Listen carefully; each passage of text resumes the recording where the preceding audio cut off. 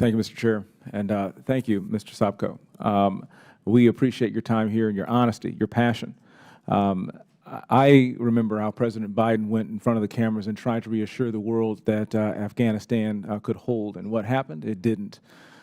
Clearly, this administration is far from functional and far from cooperative with United States Congress and far from transparent with the American people. This administration's failed withdrawal in Afghanistan led to $7.12 billion in taxpayer-funded military equipment being left behind, thousands of our Afghan allies captured and slaughtered, and the killing of 13 precious service members at Abbey Gate. And we just heard about Ryan, who feels like he's being left behind by his government. Well, I would like to echo the comments from my friend, Ranking Member Gregory Meeks, Representative Gregory Meeks, that Ryan has not been forgotten. He is not going to be left behind. We'll do everything that we can to bring him back home safely. Despite all of this, we are still funding Afghanistan, the Taliban, with $11.11 billion still flowing from the United States, with the gaps and the lack of oversight that you just mentioned. You said that there is so much more to discuss. Well, sir, I would like to hear more about that. I would like for you to continue along answering the line of questioning that Mr. Meeks asked just recently. What additionally do you have along the details that you shared that you would like to share in the next 3.5 minutes? Well, I think the point I would like to make is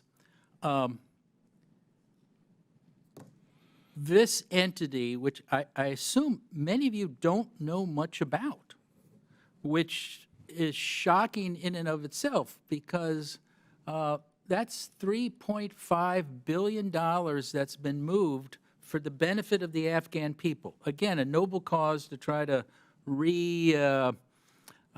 organize or help the economy of Afghanistan and the central bank. But the appointment of people to it, this fund, I think Mr. West was quoted as saying that it wasn't a very open or democratic process. So and again, you've mentioned that you work in the same building with him, and you have not seen him yet. I don't work in the same building with him. Okay. I don't want to say. He's at the State Party, SRAP. Okay. But you've made countless entreaties to meet with him, to gain understanding, and he has not cooperated. And I've met with prior SRAPs. I mean, no one has a problem with us talking. We share information. We learn what's going on and what their issues, and we try to help them. But the State Department has basically obfuscated and delayed many of our reports. And it's not just him. It's other people at State, and we've gone out of our way to try to work with them.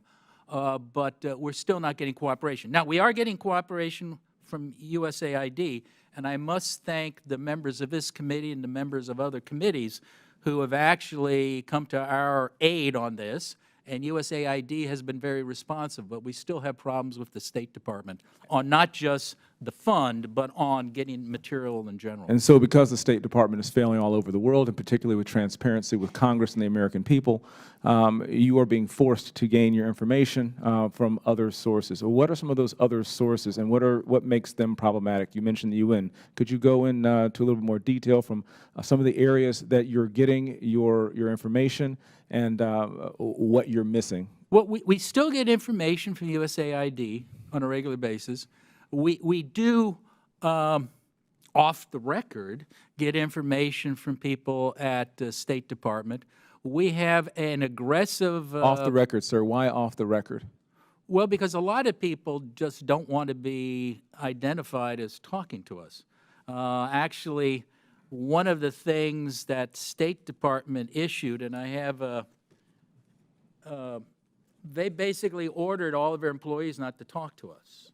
Do you have something stating that specifically that you could share with the committee? We can definitely share that with you, sir.